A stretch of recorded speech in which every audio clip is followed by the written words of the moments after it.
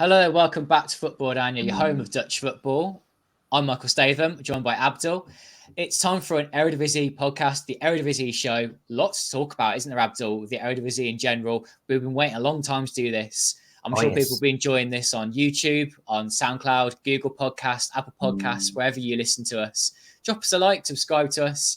We'll have visuals up on YouTube, so if you want to follow us on there for this podcast, you'll enjoy it over there too. Abdul, we've just come off the back of watching Final 6 Ajax 0. We will get into that and teams at the top, teams at the bottom of the table too. But first of all, your thoughts on that game this afternoon, because we're just coming back off the back of that game, quite raw. Well, my thoughts is Feyenoord is just a great team. You know, it took them some time really to stabilize, to have a stable management, to have a good coach, to have a good quality of players. And we see that the results. We've seen that since last year, actually, and we see that this year too. And of course, this is the second time they beat Ajax this season with big result. 4-0 in the first half of the season and now 6-0. Amazing team, really. I really have to give them all the praise. They deserve it. Yeah, a cracking performance on them. Good response to drawing with Volendam 0-0 and blowing away Ajax 6-0. Like I said, we'll talk about that game first and Feyenoord and Ajax respectively. We've had people send us in some questions to put out on the show. This one's not live, so if you want to get involved in the YouTube comments, please do down below. Let us know your thoughts in the Eredivisie. Right, so Feyenoord 6, Ajax 0. Feyenoord blew us away with their performance. We will talk about those, I think, because some people have asked us to do that. But Ajax, what a season it is! Like, what? Wow, is it really their worst in their history? Can we say that now? Because of I know they may have finished lower down or they've lost more games, whatever it is, but the fact that they have gone from being one of the top teams in the Netherlands to this within a season, to the humiliation of them, their players, their fans, this has got to be their worst season. Just watching them, they're so poor. Yes, for some part of the season, they were in the bottom of the table. Exactly. And I don't recall Ajax being in that position ever, you know. But when you see the quality of the players they have, there is no surprise, really. The teams just have been conceding so many goals from mediocre teams. And they cannot even keep clean sheets or even keep the results, you know. I recall many times they score 2 goals and they cannot even manage to win the match. It happened against Utrecht. It even happened against Marseille in the Europa League. It did happen in many occasions. The team is just not good enough. I think what the management did was a disaster, selling all the players and put in an entirely new team. Unfortunately, some players are not really used to this kind of level of football, you know, to this level of football. So we saw the results, and I don't blame Van Schip at all.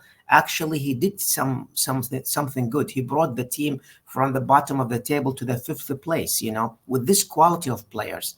So he did really a good job considering the circumstances. That's really interesting, Abdul. I think there'll be people listening to this that fully agree with you, people that disagree with you with your comments on John Van Schip, and people also that might be quite casual Dutch football fans, maybe don't know much about the league. I'm often asked when I go on other shows about Ajax and why they are doing so badly. And I think some of this people will go, we know this. Some people might not. So I'll just talk about it in general. Of course, Ajax did have Erik ten Hag, a brilliant playing squad. There were people left, of course, above the manager as well that kind of ruined that atmosphere Ajax had. That how do I put it? The attitude they put together that they were going to be the best club in the Netherlands and buy the best players that they possibly could for this level of football. They were going to build themselves in the Champions League. They were doing that. But then, of course, lost people in the boardroom, lost Ten Hag to Manchester United, lost too many players over 2 summers. That was what did it for me. And then replaced them with quite a lot of rubbish players or players that were obviously very badly scouted by Sven Mislintat. We can all agree it was right for him to leave that club. That's for sure. Right for him to be sacked. And since then, it's just been a case of trying to recover an awful situation, being bottom of the table. Van Schip has come in. Yeah, they're currently in 6th place, but they were in 5th for a little bit. Could still qualify for European football. That is their aim with the remaining 5 games of the season. But yes, just they lost today their biggest margin in the Eredivisie they've ever had in their history. Of course, hugely embarrassing, 6-0 to Feyenoord. So what people might they say, Van het Schip today, the way he's put out his players, they're playing 5-4-1 again, and it's not the Ajax way. Kenneth Taylor at left wing back, why? Why not such a formation? Why are there so many young players out there? Kaplan's playing, Harter's playing, Klinsen, Hamika Gutz, so many others as well that are just young in general, being 20, 21 years old. Isn't that like putting sort of lambs to the slaughter today? Does he not? Or is it just because he didn't have any other options of players to play? Well, the problem is, I think the players also need to feel the heat that this is a big match.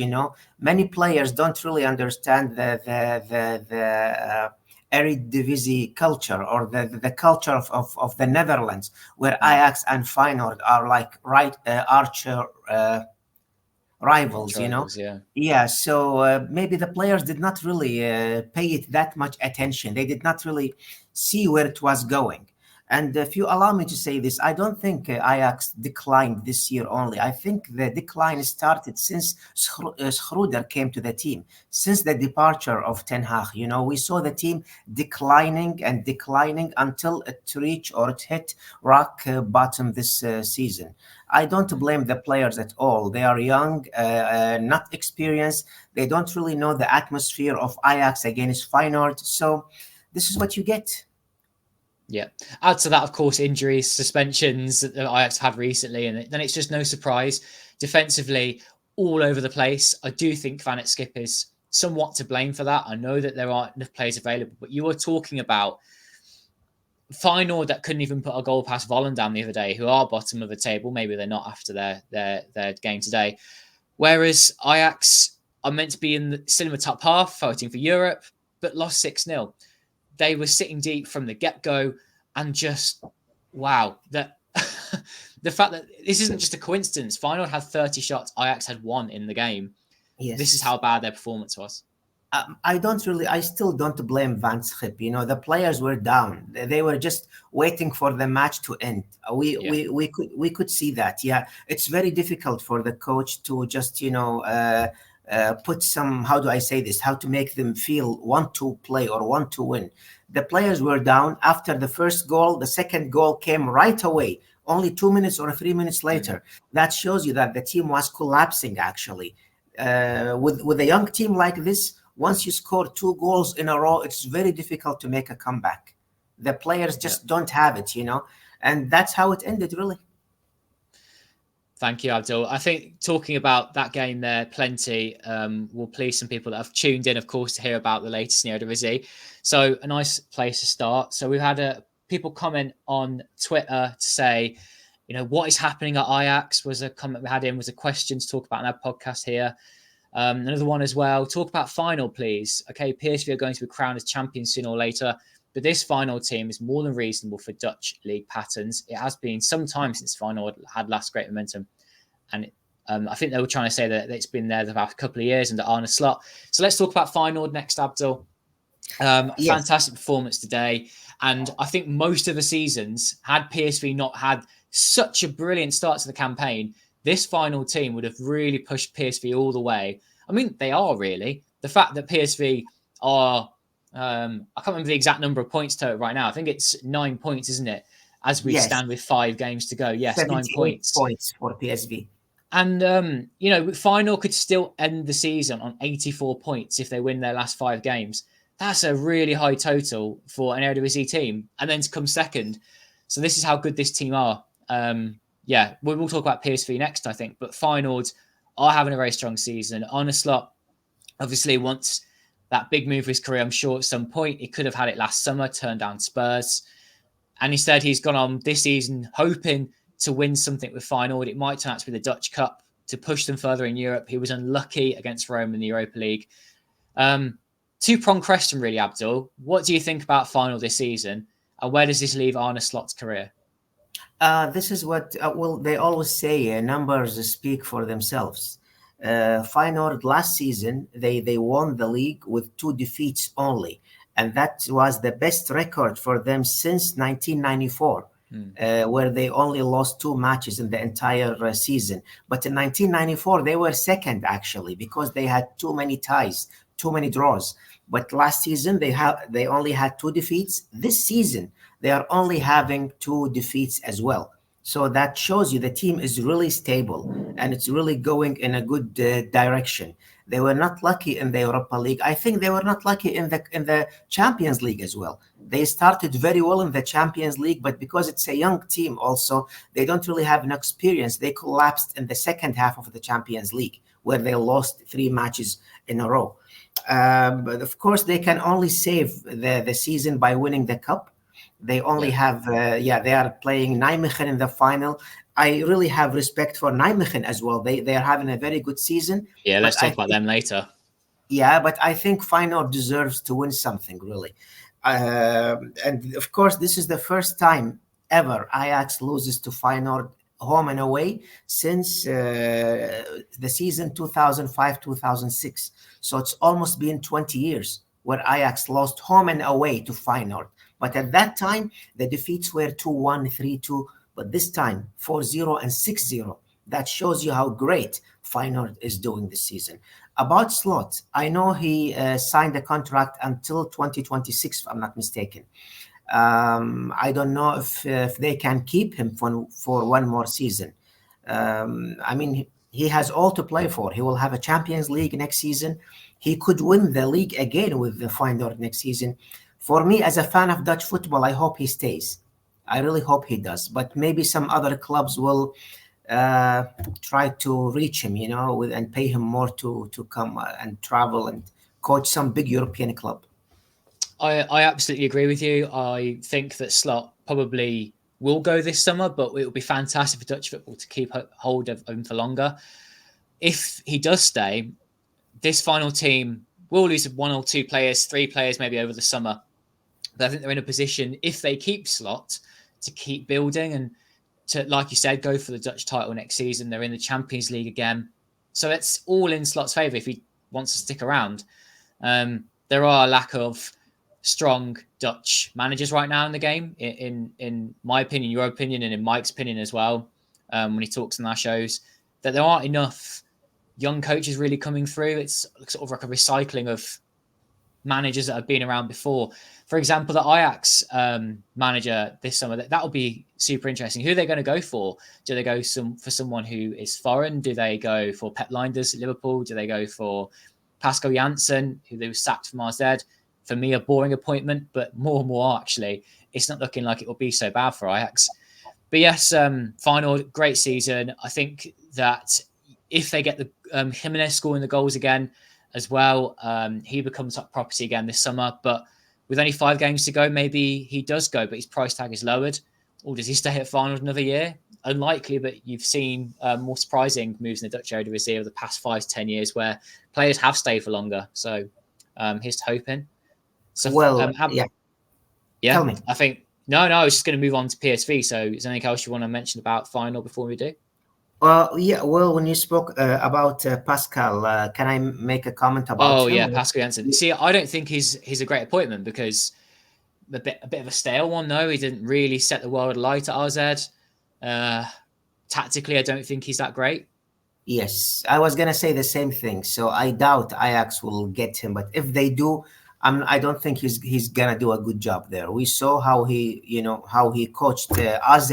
He was good in the first year or second year, but then he had nothing more to offer, and the team completely collapsed. And I can never forget this defeat, 4-3 to that Bosnian team. I cannot recall the name. After that, after that, the team was just a downhill, getting bad results until they sacked him. So I don't think it's a good idea to get Pascal. I think it's better to get a foreign coach for Ajax. I don't really think of any Dutch coach for the moment to go to Ajax next season. Okay, Abdul. Let's move on to PSV, who are, of course, top of the Dutch Eredivisie table. Fantastic season for them. We haven't talked about them in a few months when we last did properly on one of our Eredivisie shows. They were top of Christmas. They won all their games. They have dropped a few points since, but it proves they are human. But PSV Invincibles no more. And it was NEC Nijmegen that managed to beat them. I found that Peter Bosz has kind of criticised his players for dropping some points, poor performances every now and again as well too. but a great response, beating IZ 5-1. I think that they are a team full of attacking talent, and I think if they can strengthen defensively over the summer, they will be a threat in the Champions League as well next season again. But Peter Bosz loves his attacking football, so maybe it's more of the same. Bosz is definitely in it for the long haul in the Netherlands. I think he's quite happy, isn't he? Playing for prizes in the Netherlands, which is good for Dutch football if PSV are thriving underneath him. Peter Bosz did a great job with Ajax in 2017. Yeah. He proved that he was an attacking coach. I don't know what happened to him abroad where he failed with some teams, but he proved himself again with PSV playing attacking football, scoring 89 goals in the season, which is a very big number. And of course, losing one match only out of 29, losing one match only in the Champions League group stage. And this is something you don't really see much with the Dutch clubs in the Champions League. The group wasn't easy, but he managed to qualify to the second round, losing only once to Arsenal, losing only once to Utrecht in the league. There is really nothing to say. Numbers speak for themselves. Attacking football, a very determined team, very experienced players. They know how to win a match even if they're not playing their best level. So they really deserve the title. Yeah, finally appears to be at the top of this league are two strong teams that are above average with what you would expect at the top of this league. I think it goes to show that the Dutch Eredivisie warrants its sixth best league in Europe position, that the coefficient now says, that we've got that position and we've stayed there another year. So the Eredivisie, of course, getting to enjoy 3 Champions League places now. Third one being, of course, a qualifying spot. And FC Twente currently occupying that place. But PSV are showing that they can do it in Europe. I hope that they continue to that next season as well. I do think someone has to talk about something with PSV specifically. Yeah, so Stephen says, is it worrying that PSV in final are so far ahead of the rest? Well, I don't know. I think, is it worrying? Given the state of Dutch football maybe 6 years ago when the coefficient was so poor and Dutch teams were struggling to compete on a European stage, from that perspective, no, it's not a worry. I think if you're a team that is in the bottom half of the Eredivisie, I think you accept that as part of your life in the Dutch league. But if you were, and this is actually quite unlikely in the Netherlands, but if you were a fan of a mid-table team that wants to become a team in that top 2, top 3, then it's very unlikely for you to be able to break into that. In the past, we've seen AZ, of course, become a member of that group at the top of the table. We've seen Vitesse come and go a couple of times. Heerenveen have been up there occasionally, but no one's able to sustain that really. Even AZ, of course, not being really a member of that top 2, top 3, and will they ever Even be? Twente. Yeah, well, Twente, of course, might be that one that could break that, but they are the biggest side outside of that top 3, biggest club, you could say. Don't many people disagree with that. So the size of the club does help Twente, their ambition as well. However, yeah, what is there to say about the PSV being at top and being this dominant? Is it a good thing or not? Well, we've seen that in Germany for years. Bayern München won 11 leagues in a row or 12 leagues in a row. And that really did not affect the German league. It's still one of the top 4 in the UEFA league coefficient. The Dutch Is it league as enjoyable to watch, though? Of course, it's not really enjoyable to watch when it comes to that. Yeah, it's not really enjoyable to watch. But I guess it's just a life cycle, as you said, Yeah. Every now and then there is a team that dominates, or 2 teams maybe dominate. I think this is how life is supposed to be.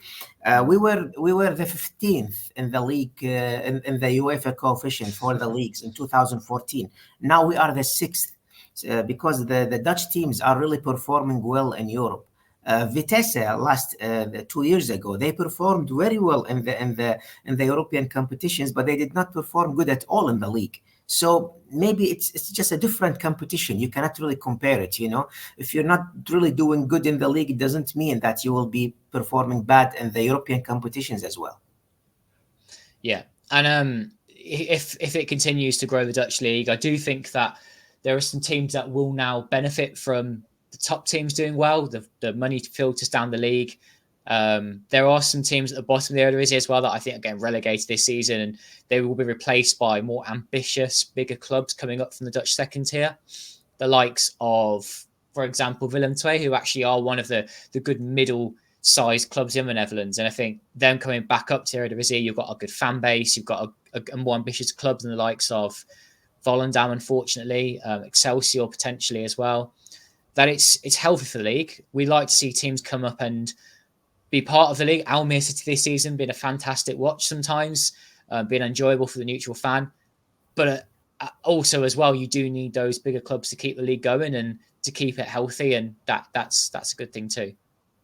Yeah, well, the only thing that concerns me actually is just maybe changing the coach and getting new players. Some team does like what Ajax did, you know.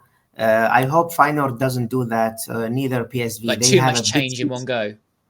Yeah, changing so many players, letting the coach go and getting a new coach. That means the team can be destroyed in Europe next season. You need a stable team to play in the Champions League or the Europa League. So I hope that's not going to be the case. For Ajax, I think some players saw that coming, if you don't mind me talking about Ajax.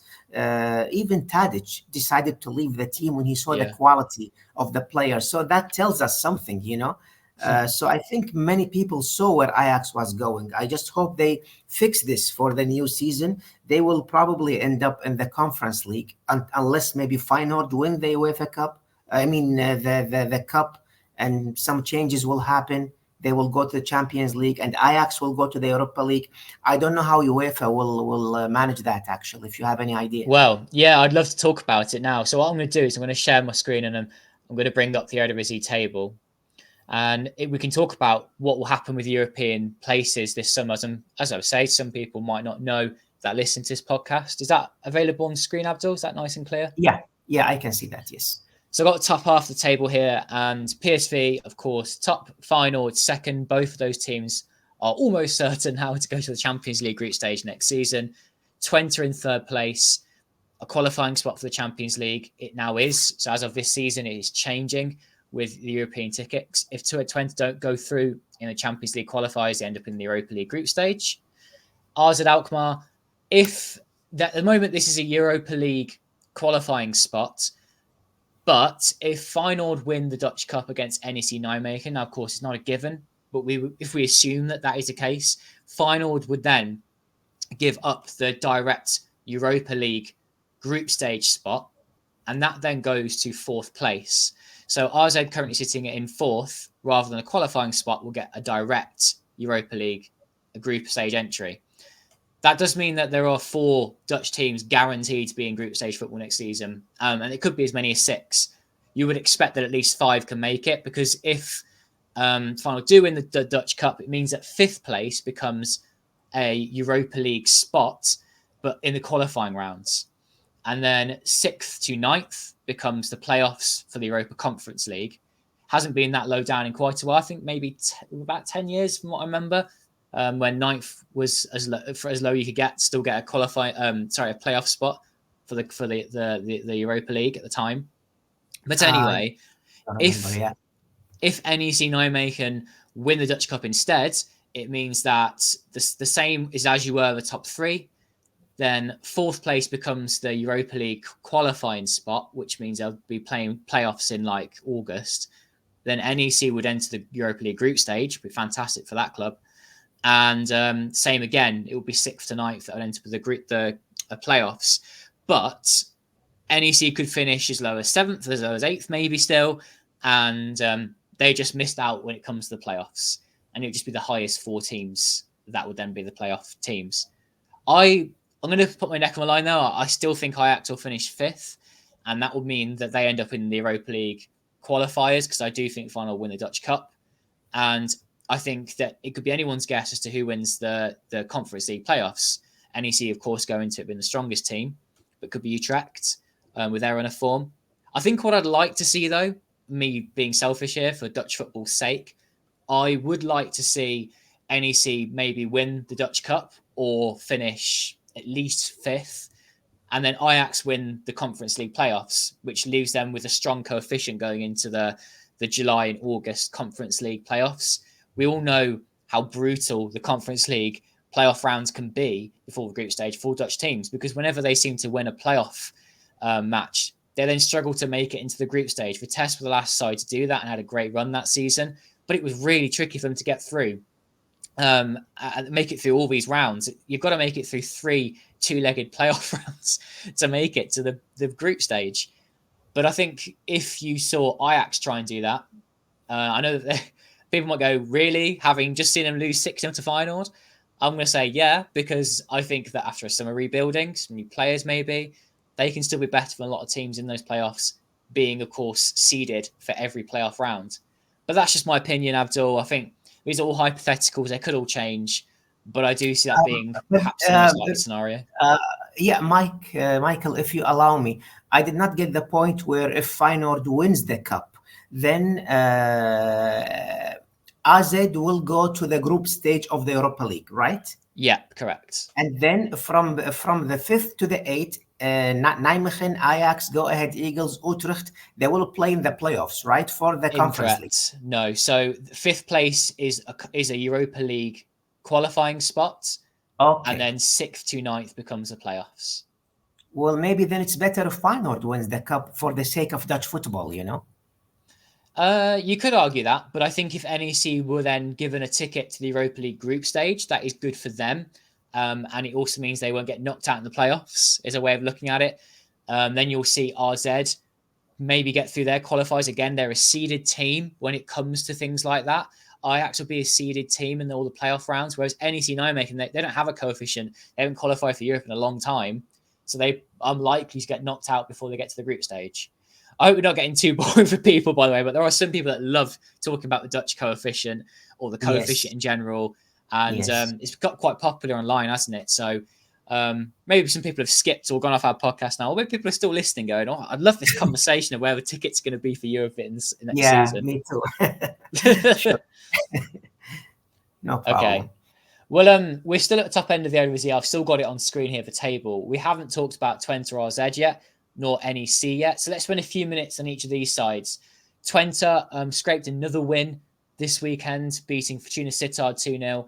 And Joseph Oosting is doing a fantastic job there with Twente again in his first season there. I sung his praises when he was at RKC Waalwijk for squeezing the best out of his side there. He is doing the same at Twente. Have you enjoyed them this season, Abdul? I have to admit, sometimes at home they've been brilliant to watch, and other times it's been a bit boring, but they're getting the job done, getting the points, and they could be the Champions League group stage next season if they can get for those qualifiers.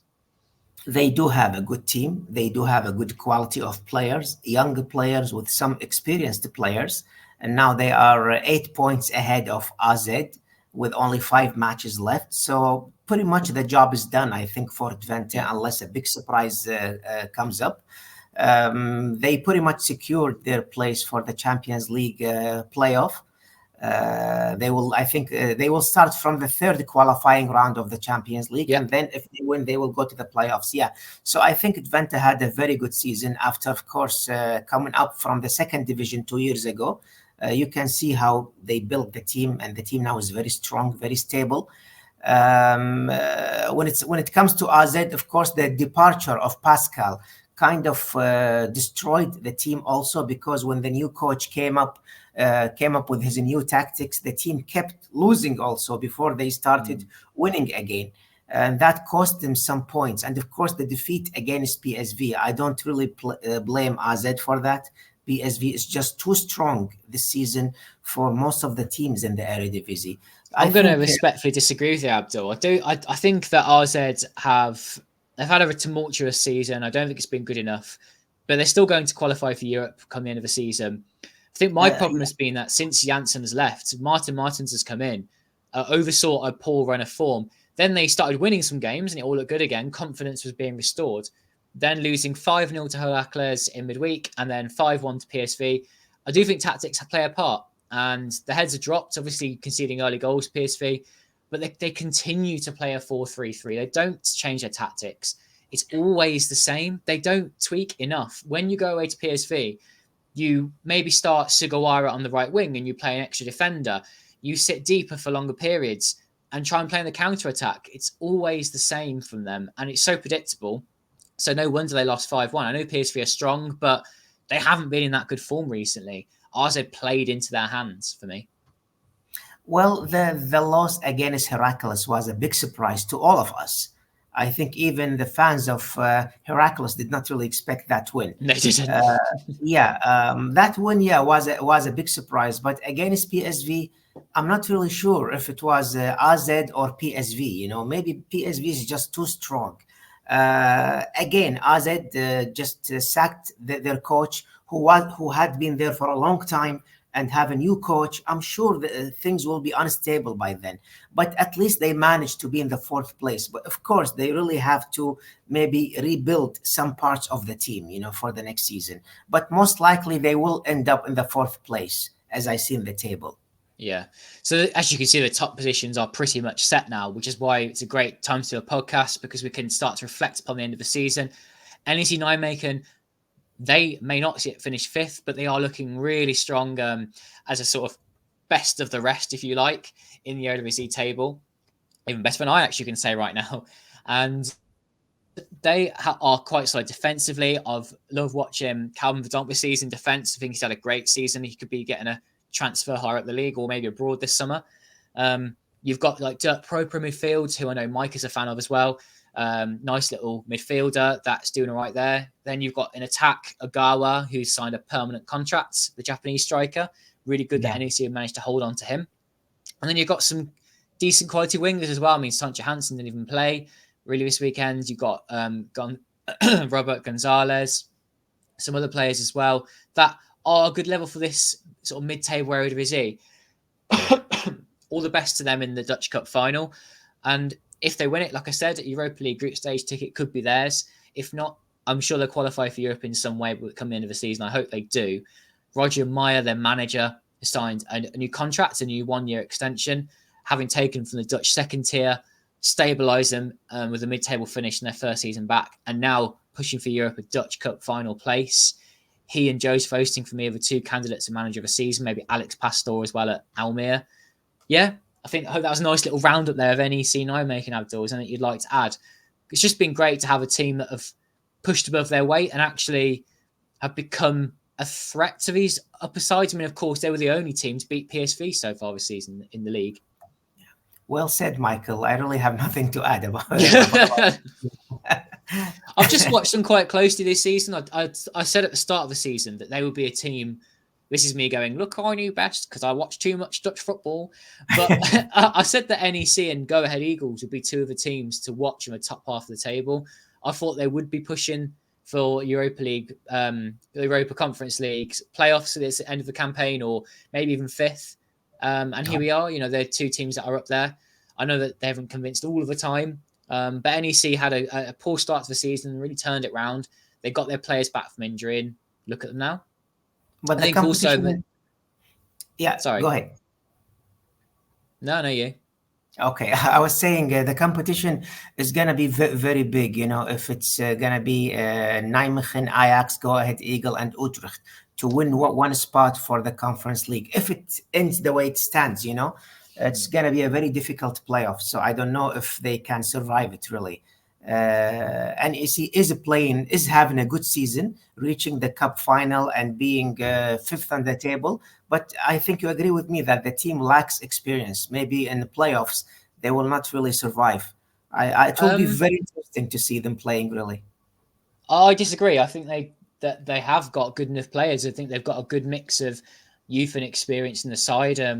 I'll bring in a question actually we had on Twitter because we did have a number on there, and it was about Jasper Cillessen from Oranje Canada, and he says, is Cillessen slowly playing himself back into the Oranje squad for the Euros? Of course, this being an Eredivisie centered podcast today, but I do think that Cillessen could be back in Koeman's choice for being the third choice goalie for the Euros if Bijlo isn't fit.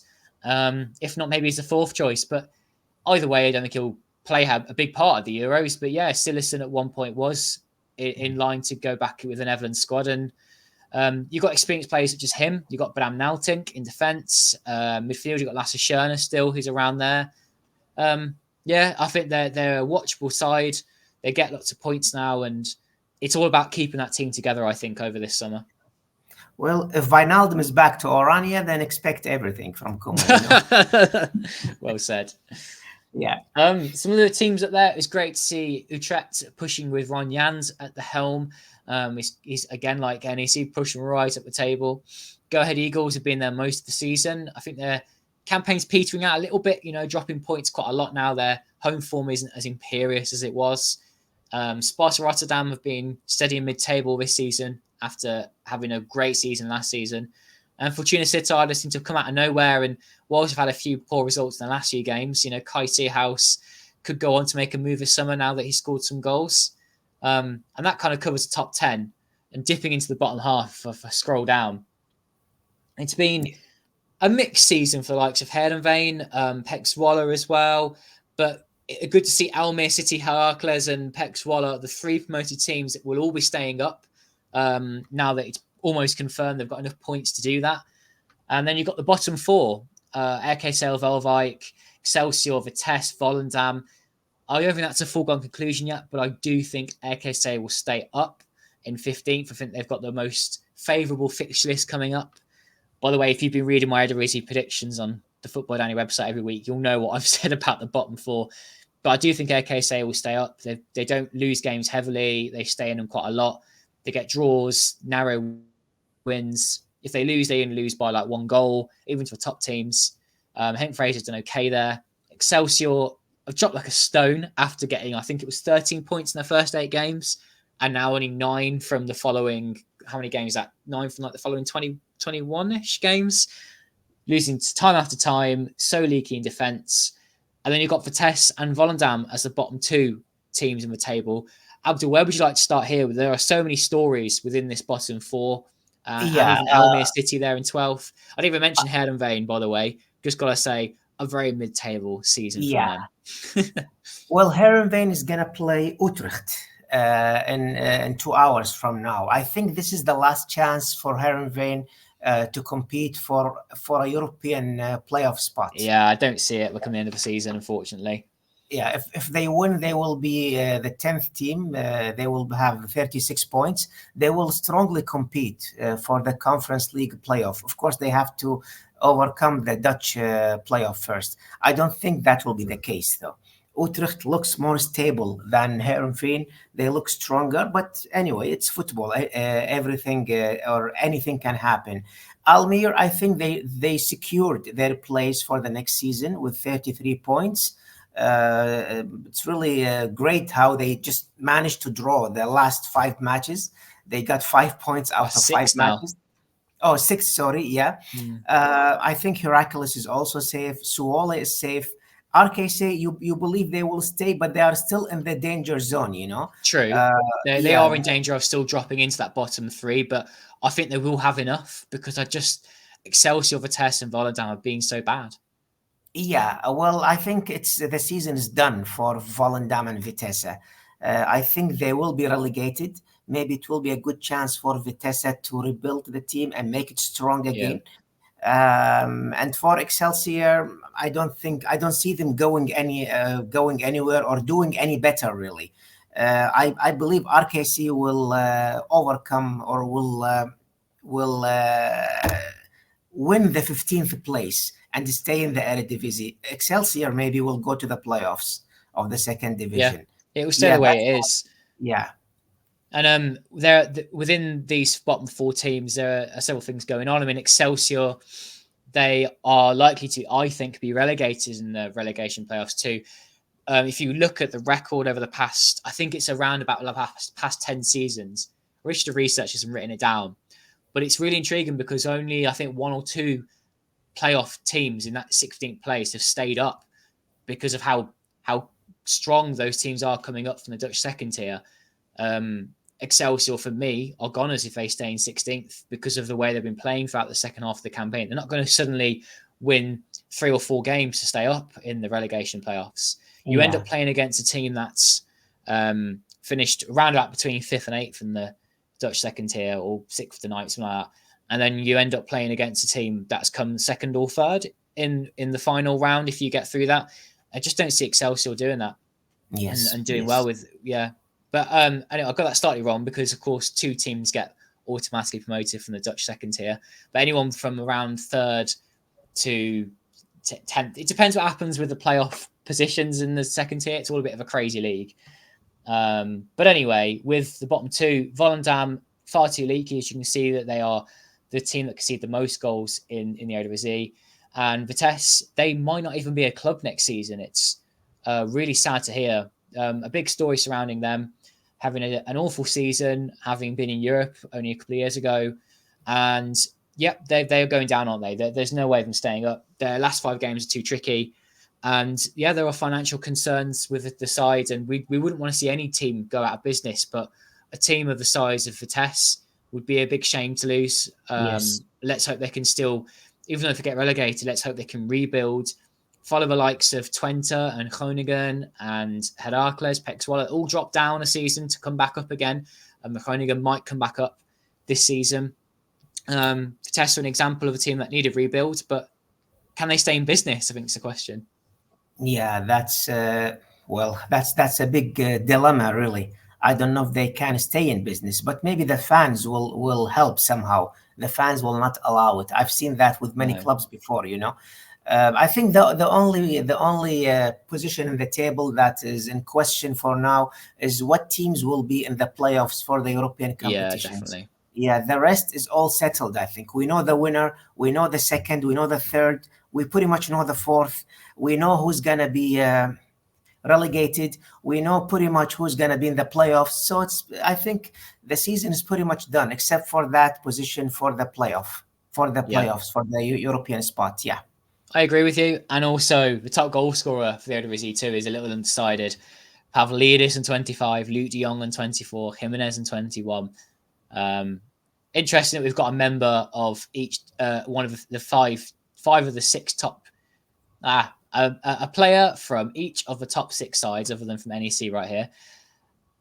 So many goals in the league, and they've actually dried up a little bit for Jimenez because he looked like he would be the top goal scorer hands down around about Christmas time.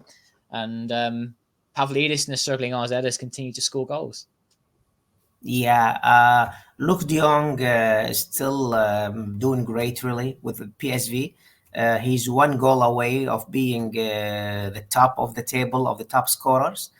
Santiago Jimenez, I think playing in the Champions League affected him a little bit, you know, influenced him a little bit, because after losing the Champions League, he declined a few matches before he started scoring again and started performing well again. Of course, Broby is injured, so he's out of the race. Wolfswinkel, 13 goals. He's way behind them, but he's still the 5th top scorer. For me, as a fan of Dutch football and Dutch players, I'm glad to see 3 Dutch players in the top 5. You know, yeah. And let's hope Brian Robbie can, of course, get fit for the Euros. I think he'll be a big player, especially if Memphis Depay is injured. Yes. But anyway, like I said, keep pushing it down. We're not talking about the Netherlands today. We're talking about the Dutch Eredivisie. And I think something else that might be worth looking at will be the number of assists. Oh, actually, I did remember something with Jimenez. He hasn't really had a rest since about almost 2 years ago now, after last summer, of course, playing for Mexico and having all the games of last season added on top. This guy's in need of a rest, and I think he has just looked fatigued in the past couple of months, and that could play a big part too. As for assists, I thought they'd have assists on here, but I have seen it recently. Bakayoko's top of that, I think. I will do a quick check whilst talking about that, Abdul. Which of the players have stood out for you in the Eredivisie this season? Wow, that's a tough question. It's just it's not one player actually. The player, I think that's how you say his name, Stein from Twente. Sam Stein. Yeah, he had a good start of the season, but he stopped scoring goals recently. But he created many chances. He created many goals for his team. I think also from PSV, I would definitely choose Luke de Jong for scoring this number of goals for the team. Yeah. We have to really praise him for that. Not really one player. There are so many players, Michael. I cannot really give you one name, you know. Looking at the total assists for the league, Luke de Jong's top of that with 11. Joe Veerman also has 11. Calvin Steng's 10. So 3 Dutch players topping it there. Bakayoko isn't top. I was wrong there. Tillman is also there from PSV. Then you got the likes of Laditson from Sparta, Quentin Timber, Dan Rotz from Twente has had a good campaign from the right wing. Yeah, lots more players there. People can go and find the list online. But I think the thing to take away there is that you've got players like Malik Tillman have had a good campaign for PSV, Veerman and Bakayoko. Do they move on this summer? We'll have to wait and see. Yeah, if I get to choose one name, I would choose Timber definitely. I've always been a fan of this player, and he's been doing great this season with Feyenoord. Yeah, so he is my number one player in the Eredivisie this season. Even in the Champions League, he did great actually. Yeah, he did. I've quite like watching Timber. We've had a few extra questions out on Twitter, Abdul, so I'll bring those up. Sure. A question about Jordan Taser at the PSV right back. Is he underrated and should he be at the Euros with the Netherlands? When he has played for Netherlands, I haven't been that amazed by him, but he's done well for PSV in the current system.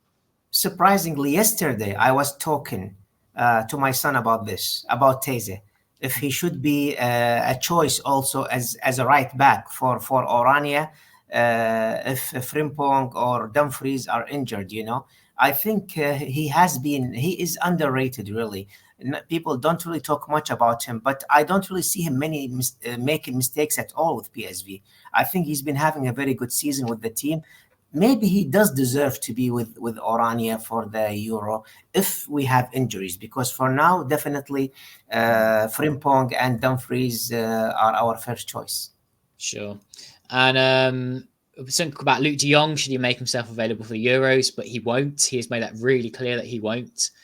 And those were all our questions on Twitter. So, Abdul, I just thought we'd finish with something that I haven't been asked to do, but to be fair, I don't know if people are interested. The things that are in my background here, I've got some nice sort of Dutch football souvenirs, which might interest some people. I don't know if people have seen, of course, what I've added to the scarf collection over here. To the left of the Holland flag, we've got the Villa RZ flag, scarf and a Villa Ajax scarf going to both of those games. Really special seeing my favourite team play some Dutch teams. And then over this side over here, people maybe haven't had a good enough look, but we've still got our lovely award up there somewhere where we won that content awards. And we've got some match programs. So there's one of Arda Den Haag against Heerenveen from years ago. Oh, the Nat nice. Breda match program there. Now I thought if we've got RZ Ajax on the wall, we've got to have some final. So I've got a final match program there as well from a game Nice. I went to. There's a book there that's a good read. If you've never read it before, to the Netherlands, Beautiful Bridesmaids in Oranje. It's a good book. And then, there's some bits and pieces up there from matches that I've been to as press. But I've got to say, there's a bit of PSV missing up there. I need something PSV related to add to the collection. But I've got something from most Dutch clubs. So every time I go to the Netherlands, if I see a stadium or I go to a game, I get some kind of souvenir for it.